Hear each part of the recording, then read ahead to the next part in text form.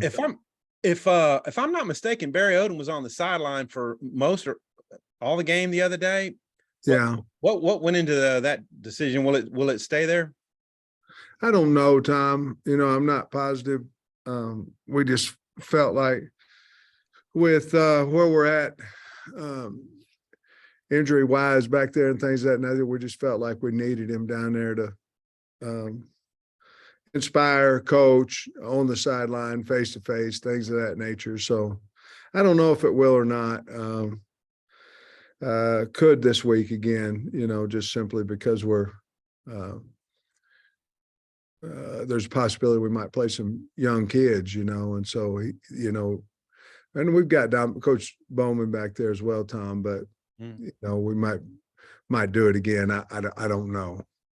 Okay. Hey, on the short yardage stuff the other day, a bunch of different backs got shots at it. Rocket did, Dominic, Rashad. Were those hey, who can get it in there? Or were those specific plays kind of meant for those guys? No, I think we were going to leave Dominique in there on the second one, and then we just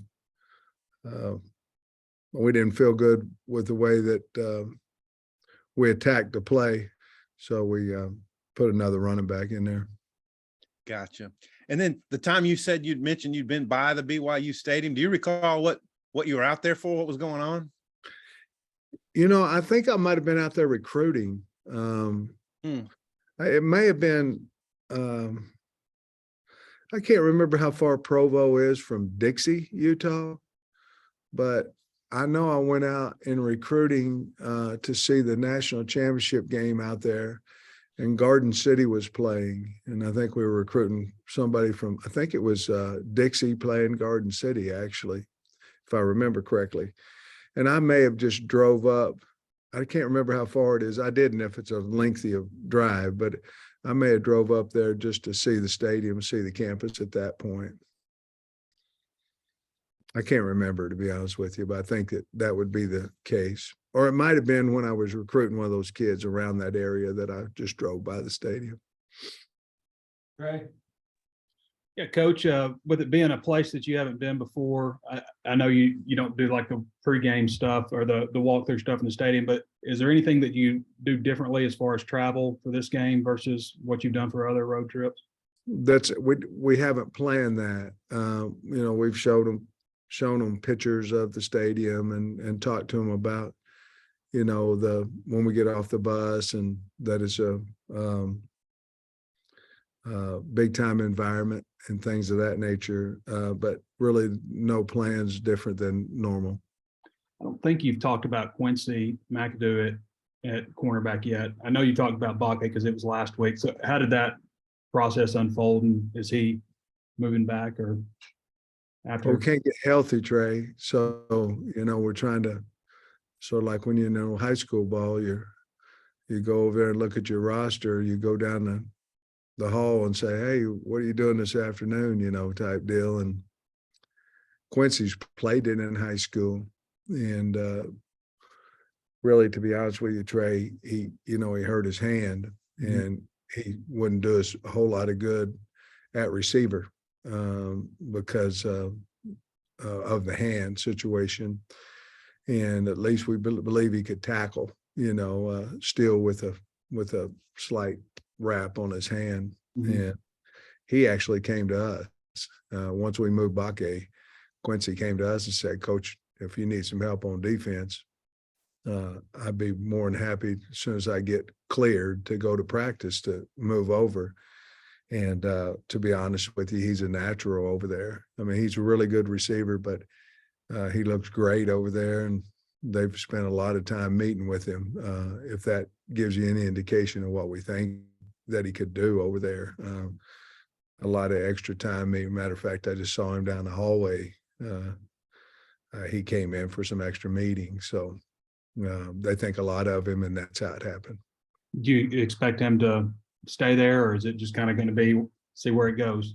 I think for him and Bakke both, we gave them the opportunity to go back in the spring to wide receiver if that's what they choose. We'll just let the kids, we'll obviously encourage one way or the other, but we'll let the kids decide what they want to do once spring. But they'll both be over to the secondary for the remainder of the year. Thanks, Coach. Scotty? Yeah, Sam, Bryce Stevens had a big touchdown catch for you last week. I'm curious what you like about him as a playmaker and if he's kind of positions himself to increase his role moving forward. I don't know about the increase yet, but I would assume the answer would be yes. I think you play kids that have shown you that they can compete and do well, and certainly that catch, that was a big time catch. I think where Bryce's confidence has been coming from is from the punt returns. He's catching the ball better. I think if there was any type of, I don't know about him, it would be just his catchability, his consistency at catching the football. Certainly that's been erased. But I think a lot of that has to do with the confidence he's had with catching punts. And so he's certainly moved up in our mind of guys that we would put in earlier in the game. And of course, he earned that, I felt like, on Saturday as well. I don't know. Is that the only question you asked, or? Yeah, that was pretty much it. And I wanted to ask you about Dalton Wagner too, been around the program for a long time. I guess just what kind of growth have you seen from him the 3 years you've had him? When I first saw him, I thought he was, before I got to know him, I just thought he was a great big guy that was kind of stiff and things of that nature. And man, I don't think that anymore. I think he's a really fine player. I think he's going to have an opportunity to play in the NFL, tougher than tough. A guy that the kids look up to. He certainly has gotten a lot better. He's bending better. He's much stronger than he was. But I will say this: you win a lot of games with him because he's a good player, A, and B, he's tough and cares. And he's a great kid to have on the football team. Just lastly, have you been kind of impressed with his durability maybe this year? Because I know in camp maybe there were some questions about his health and being able to get all the way through the season healthy. Well, he's always a little beat up, I think like a lot of linemen are. But it has been impressive because he's played the majority of snaps this season. And, it was a back issue, before. And early in my career here, he really couldn't play a whole bunch of snaps consecutively, but he has this year, and I attribute that to the weight room, his hard work. But yeah, knock on wood, he's done a great job this year. Bob? Hey Sam, how you doing? Hey, Bob. Hey, I talked to Kaden Haugs this week, and he mentioned, he'd come up to UA camps when he was at Pulaski Academy. He was a center, Yeah. and he spoke very highly of you. He said he didn't get offered, but he was glad to be at BYU. Met his wife; they're very happy. But I was just wondering maybe what you remember about him, and if you see him on film, number 95 nose guard, what maybe? Yeah, I know who he is, but I can't remember him out of high school, unfortunately. I sure wish I could have, but I can't remember him. He is a strong guy that runs well, can shed blocks. I like him. I think he's a good player. I don't know if we were, I don't know that we offered him or not back then. I can't remember. I know we didn't as an offensive lineman. I would remember that, but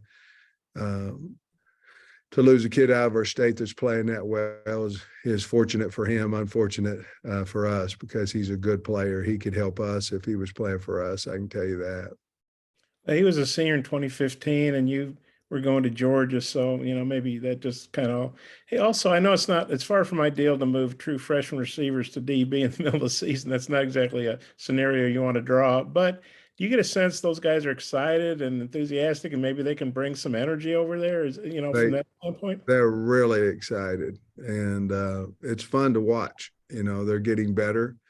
playing faster. They're starting to understand a little bit more. I'm not going to lie to you and say they know everything that's going on, but if we put them between, it's sort of like an offensive lineman. If you put a guard between a tackle and a center that knows what he's doing, they can talk to him, you know, and then let their athletic ability, you know, make plays.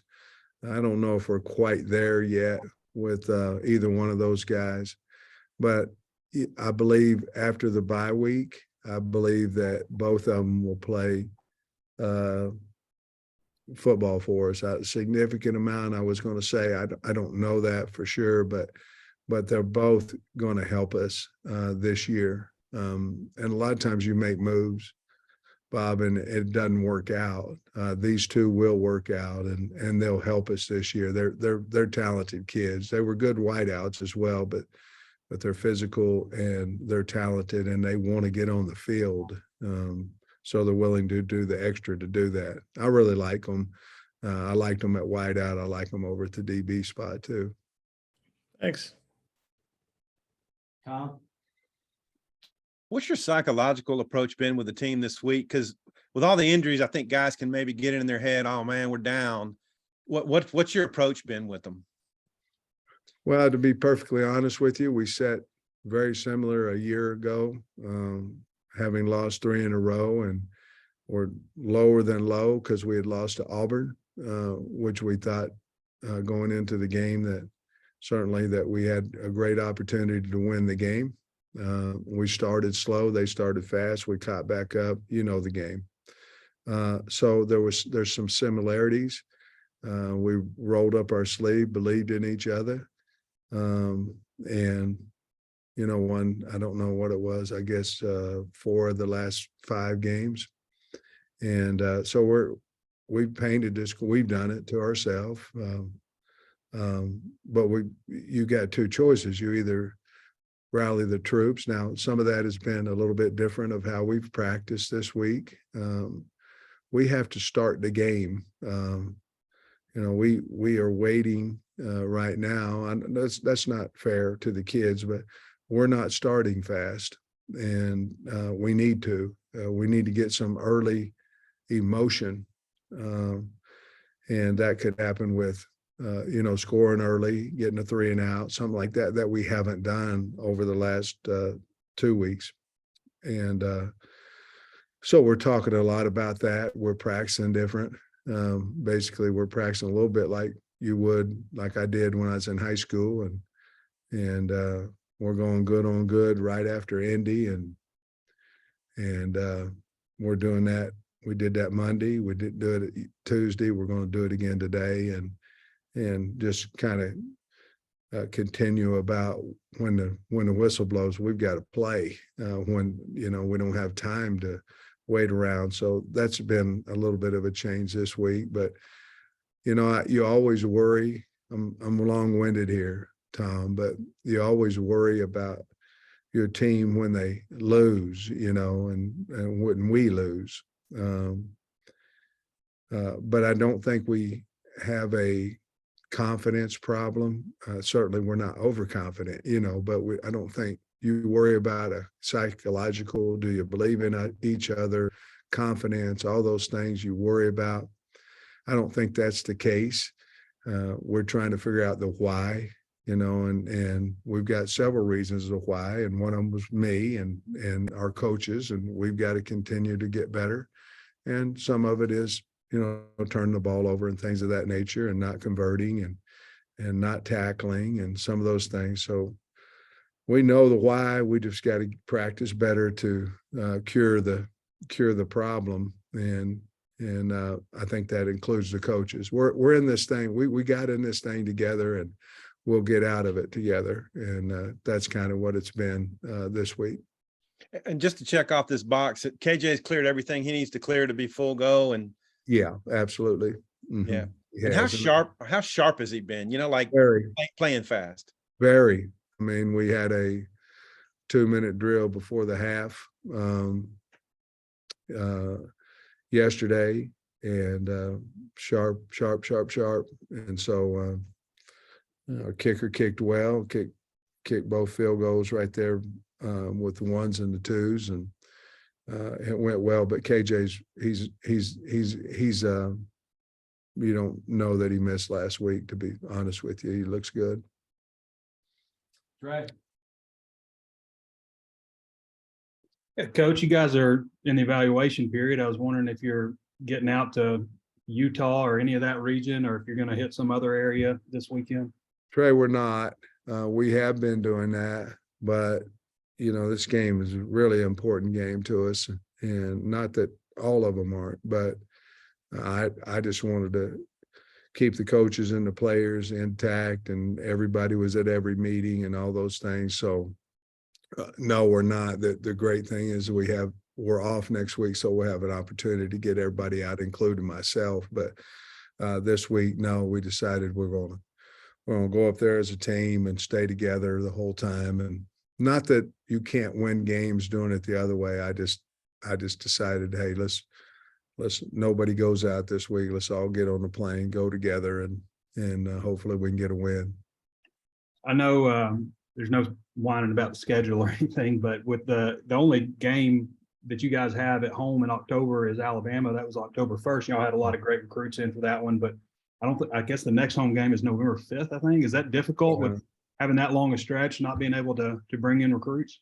Well, yes, I think it is. We were aware of that, obviously, when the season started. So we tried to, pile as many as we could in here in the month of September. We had 11 o'clock game, so we didn't have quite as many recruits as normally when you get a night game or an afternoon game. But yeah, it makes it difficult, especially, to be perfectly honest with you, when you lose some games, it's and you're not able to get the kids back in the fold and let them know, hey, everything's going to be okay and all those things. If you're losing, it's probably, to be honest with you, worse not to have a home game than if you're winning, because if you're losing, you need to get back in front of them, and get them on campus and be reassuring and things of that nature. And that's what's probably the worst part, Trey, is you go basically the month of October and you don't get to see them. Thanks, Coach. All right, thanks, Coach. Appreciate your time. All right, guys, have a good day.